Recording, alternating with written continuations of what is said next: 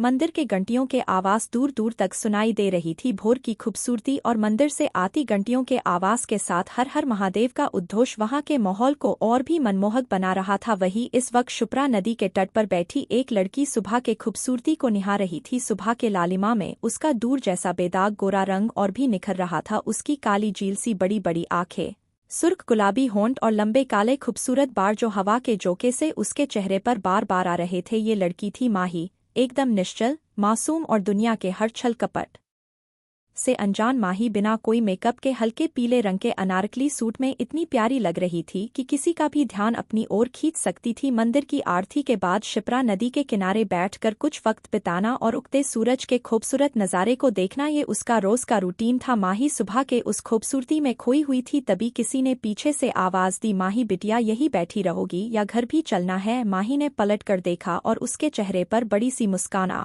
गई। उसने खड़े होते हुए कहा, आ रहे हैं बाबा। माही के पिताजी गंगाधर शर्मा उज्जैन में ही एक छोटी सी नौकरी करते थे जिससे उनका और माही का भरण पोषण अच्छे से हो जाता था। माही की माँ उसे जन्म देते ही गुजर गई थी। तब से गंगाधर जी ने माही को माँ और बाप दोनों का प्यार देकर बड़ी नाजों से पाला था। हालांकि उनकी बाकी सब रिश्तेदारों ने उन्हें दूसरी शादी के लिए भी कहा था, लेकिन वो माही के लिए सौतेली माँ नहीं लाना चाहते थे। माही अपनी आरती की थाली लिए सीढ़ियाँ चढ़ते हुए ऊपर आई और मुस्कुराते हुए बोली, बाबा घर चलिए। माही के पिताजी ने मुस्कुराते हुए कहा, बच्चा तुम कभी यहाँ आना नहीं भूलती है ना? माही सीढ़ियाँ चढ़ते हुए चहते हुए बोली, हाँ बाबा, मुझे ये जगह बहुत सुकून देती है। मन करता है पूरा दिन यहीं बैठी रहो। सुबह के वक्त ये जगह और भी खूबसूरत हो जाती है। बस बस मेरी गुड़िया, अब घर चलो, आज तुम्हारा रिजल्ट भी तो आना है ना? ये सुनकर माही लगभग भागते हुए बोली, अरे हाँ जल्दी चलो बाबा, मुझे देर हो जाएगी। घर पहुँचते ही जल्दी से माही ने नाश्ता तैयार किया और फटाफट नाश्ता करके जाने को हुई तभी उसका फोन ड्रिंक करने लगा। फोन की स्क्रीन पर चाचा जी नाम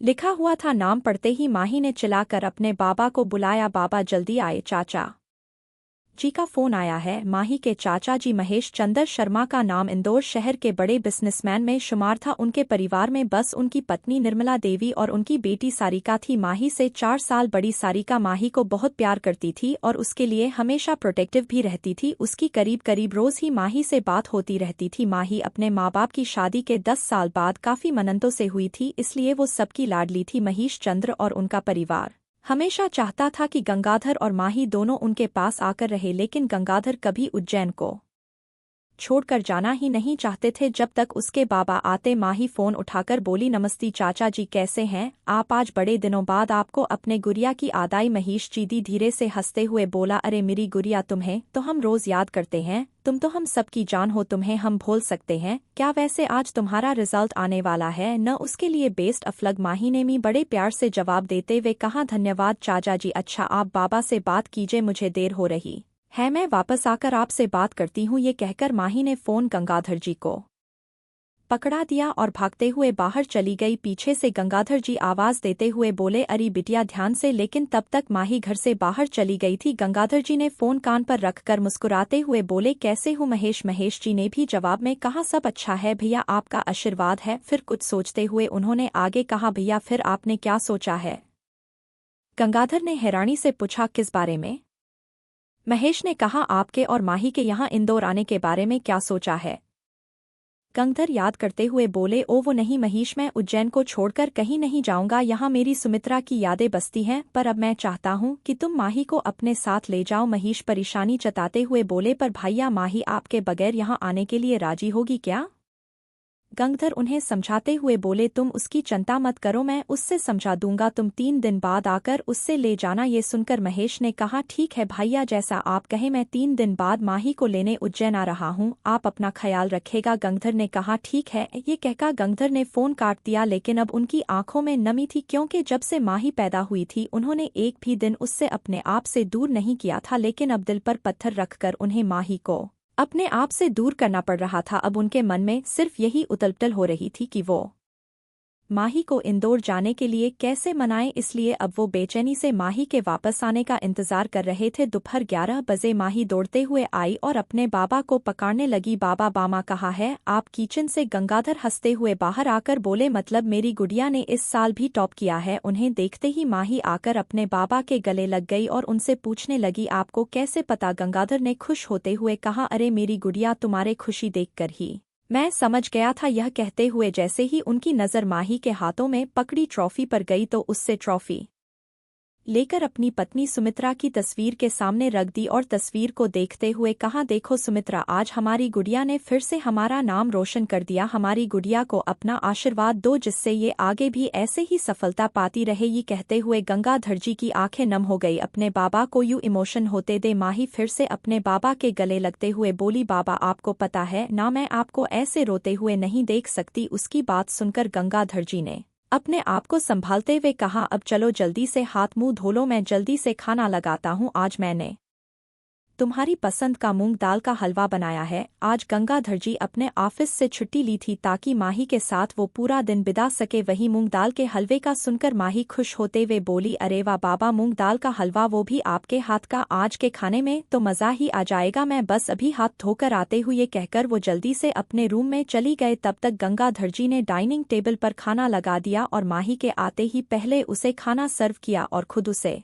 अपने हाथों से खिलाने लगे। माही बड़े प्यार से अपने बाबा को देखते हुए उनके हाथ से खाना खा रही थी। थोड़ा खाने के बाद उसने अपने बाबा को हलवा खिलाने के लिए चम्मच आगे बढ़ाते हुए कहा आप भी खाए ना बाबा। गंगाधर जी मुस्कुराते हुए बोले मैं खा लूंगा गुड़िया, पहले तुम खा लो, पता नहीं ये मौका फिर। ये कहते हुए वो एकदम चुप हो गए। ये सुनकर माही ने कंफ्यूज होकर पूछा क्या मतलब बाबा? गंगाधर जी बात को बदलते हुए बोले कुछ नहीं बच्चा, वो तो मैंने यूं ही बोल दिया था। अब ऐसे रोज रोज कहाँ बैठती है तुम मेरे पास, चल अब जल्दी से खाना खा ले। ये कहते हुए उन्होंने अपना हाथ उसके मुंह की तभी माही ने उन्हें रोकते हुए कहा बाबा मेरा पेट भर गया है, अब आप खा लीजिए। गंगाधर ने माही को थोड़ा और खाने के लिए कहा लेकिन माही ने आनाकानी की तो उन्होंने जिद नहीं की। फिर अपने लिए खाना निकाला। लंच करने के बाद उन्होंने माही से कहा बेटा मुझे तुमसे कुछ जरूरी बात करनी है। माही मुस्कुराते हुए अपनी बाबा की तरफ देखकर बोली हाँ बाबा, कहीं ना आपको क्या बात करनी है? गंगाधर उसे समझाते हुए बोले बाही बेटा, अब तो इतनी अच्छे नंबर उसे पास हुई है और मैं चाहता हूं कि मेरी बेटी अपनी जिंदगी में पढ़ाई लिखाई करके आगे बढ़े, इसके लिए तुम्हें किसी बड़े कॉलेज में जाना होगा। ये सुनकर गंगाधर बोले गुड़िया मैं तुझे कहीं और थोड़ी ही भेज रहा हूं, मैं तो तुम्हें तुम्हारे चाचाजी के पास इंदौर भेजना चाहता हूं, वो तो हमारे अपने ही है ना। माही थोड़ा जिद करते हुए बोली बाबा मैं इंदौर तो जाऊंगी लेकिन आपको लेकर वरना नहीं। गंगाधर फिर उसे समझाने की कोशिश करते हुए बोले देखो माही जिद मत करो, और मैं कब कह रहा हूं कि इंदौर नहीं आऊंगा, तुम्हारे जाने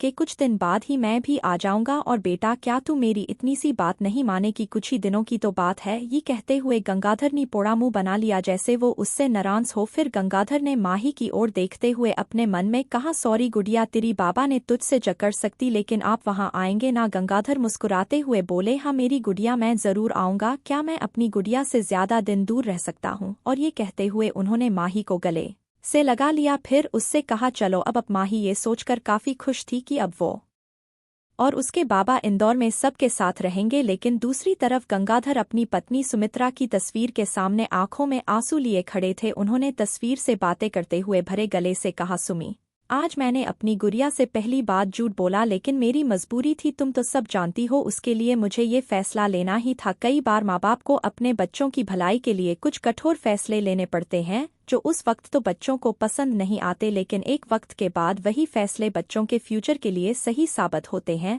3 दिन बाद महेश गंगाधर जी के घर पहुंचे और अंदर कदम रखते ही उन्होंने माही को आवाज दी, माही मेरी गुड़िया रानी कहाँ है तू? माही महेश की आवाज सुनकर अपनी रूम से दौड़ती हुई आए और गले लगते हुए बोली चाचा जी आप आ गए। वही महेश की आवाज सुनकर गंगाधर भी बाहर आए। उन्हें देख महेश नहीं उनके पैर छुए तो गंगाधर ने उन्हें अपने गले लगा लिया। वह दोनों एक दूसरे से कुछ बोलने वाले ही थे कि तभी माही महेश जी का हाथ पकड़कर ले जाते हुए बोली आप पहले मेरे रूम में चलिए। गंगाधर ने उसे ऐसा करते देख पीछे से आवाज देते हुए कहा अरे अपनी चाचा को थोड़ा आराम तो करने दे और जरा पानी वानी तो पिला। तूने उनके आते ही उसे परेशान करना शुरू कर दिया। माही बेना रोके ही उन्हें अंदर ले जाते हुए बोली। रूम में आई तो देखा कि माही महेश के गोद में सिर रखे सो रही थी माही को ऐसे सोते देख गंगाधर के चेहरे पर मुस्कान आ गई। महेश ने उन्हें आवाज न करने का इशारा किया और धीरे से माही का सिर बेड पर रख दिया। फिर गंगाधर के साथ माही के रूम से बाहर आ गए। क्या वाकई में गंगाधर माही को उसके पढ़ाई के लिए ही इंदौर भेजना चाहते हैं या इसके पीछे है कोई बड़ा कारण? क्या होगा जब माही को पढ़ा चलेगा कि उसके बाबा ने उससे झूठ बोला है? जानने के लिए सुनते रहे ही ये कहानी सिर्फ लव पल्स डायरीज पर।